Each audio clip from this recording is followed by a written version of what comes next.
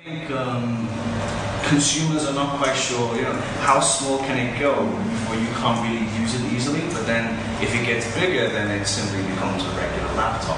So trying to find what we say in English, the sweet spot, the perfect area in terms of screen size, keyboard size, also weight, portability, if you put it in your pocket, or maybe you put it in your bag. Also in terms of price. These things, it's still a young market, it hasn't matured yet. And I think in the next year, actually things will become more settled and certain products will become more mature and the manufacturers and the consumers will know what they want. Consumers who would find this kind of device very useful.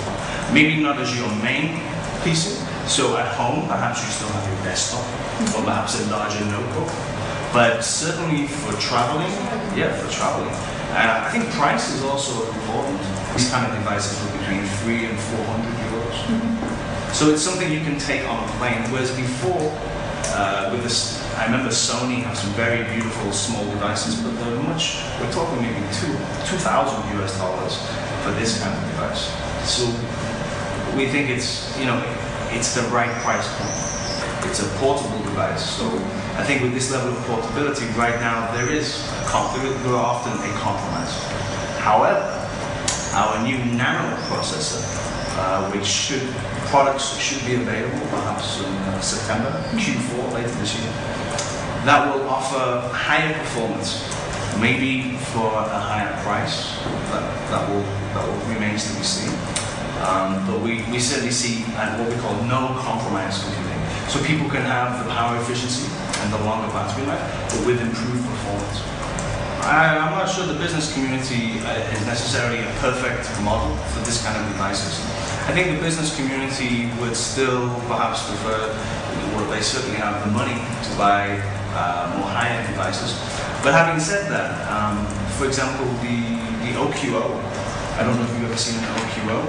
An OQO is about this big, so it's very, very portable.